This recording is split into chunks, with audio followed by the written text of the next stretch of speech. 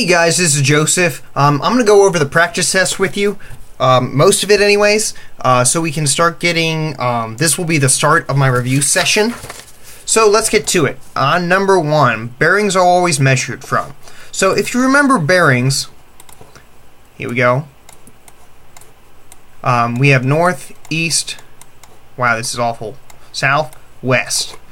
And then we can have bearings in different locations. So there's one. That's awful. There's one. Let's red. And we can red. And then we have gray. Let's do that. So what we're looking for always is we're given this, this, this, or this. So we always measure from the north-south meridian to some point. Okay, if we have an azimuth, which I don't know if we've talked about, but you might get there in civil, we always measure clockwise from north. So an azimuth can be 360 degrees. A bearing cannot be greater than 90. Okay, because if it's greater than 90, it's in another quadrant. So it would be this angle, north to east, so northeast, north to west, south to west, or south to east. So the answer we're looking for is C, north or south. Okay, there are blank seconds in a degree. Okay, let's do this out. 1 degree is equal how many minutes? 60 minutes. And there is 1 minute is equal to how many seconds? 60 seconds. So simple math, 60 times 60 is 3,600. The answer is D. Cool. Easy. Let's do number 3. 90 minus 33 degrees, 35 minutes, 30 seconds. Okay, so I'm going to do this. 89 degrees, 59 minutes, and 60 seconds. And that's equal to 90 because 60 seconds is 1 minute. Carry that 1 over. 60 minutes now is 1 degree, and that's equal to 90. So here we go, 30, 35, 30. This is hard with the mouse. Here we go. Now we get 30, 4, 2, and then this is 6, 56 degrees. So there we go, that's the answer. I'm not going to write it again because my handwriting's awful with the mouse. Cool, so let's do a couple bit more. I'll just do part A of this. So let's draw what we got. Oops, come here. Well, that's horrible, but we'll take it. Where'd it go? So this is AB, right? And what do we want to find? Bearing BC. So I know this is that. Alright, so let me draw another cross hatch here. So I know the complement of that, 2 lines, is this. Okay. And then I know this total angle, and then I know the difference here. So let's do this another way, okay? Let's realize that I have this total angle. Now let's do it the other way. So let's get to it. This, let me draw this in red, is equal to this. We're looking for this angle. Let me draw it in purple because it's northeast. So let's add this plus this, the whole thing. We're not going to worry about those two because we know this whole thing, and then we can subtract it from 180. So I'm going to add degrees, 12 minutes, 9 seconds, to 23, 47, 51. Oh, look at that, how convenient. This is going to be 0. I have to carry the 1 over because it's a 6. So what is that? Another 0. Carry the 1, another 0, wow.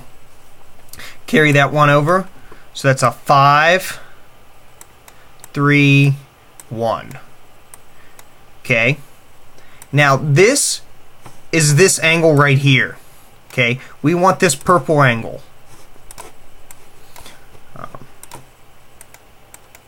So what we're going to have to do is we're going to have to subtract 180 from that. So 180 minus 135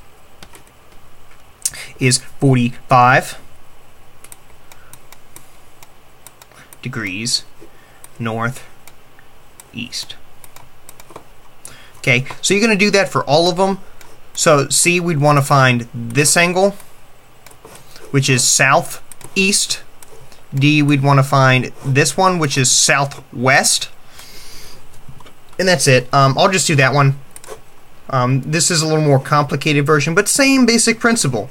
We draw our axis. We find which angle we want. We're given that. So what is B going to be? The angle for BC is going to be south by east. So I want this angle, theta. That's horrible theta. So we're just going to use geometry laws. That's all we're doing here. I'll leave that one too, because I want to get into these in this 10-minute cycle. Latitude and departure. Okay, when you get on a train, you go cross country. Think about it that way. So departure is always east and west. East is positive, west is negative. Same thing with north-south. North is positive, south is negative. So what we're going to do now is, let me draw some lines. Make this one green. Okay, so latitude is this south thing. So what we need is we need the distance. So we have some angle, this angle right here. So now we have to do sine or cosine. Well, for this one, we'd want cosine of 29 degrees, 38 minutes. So if you want to convert this to degrees and you don't know the function on the calculator, you can divide this by 60, because there are 60 minutes in 1 degree. Okay, I can just, there it goes, times the distance, 175.18. And I know this is going to be negative. Same thing with departure, but we're going to do sine. So this would be sine of 29 degrees, 38 minutes, times 175.8. And they should give you some answer if you plug them into a calculator. Same thing with this one, but this one, latitude, is still negative, and so is departure. Departure is also negative. So this is important. A lot of times in applications like this, they'll give you north by east, so that's y by x. It's different from what you think, because you're like, oh, here's 2 points, x by y, but it's not. So it's y by x. So this one's 1,000, 1,000. This one's negative 4,000, negative somewhere over here, right?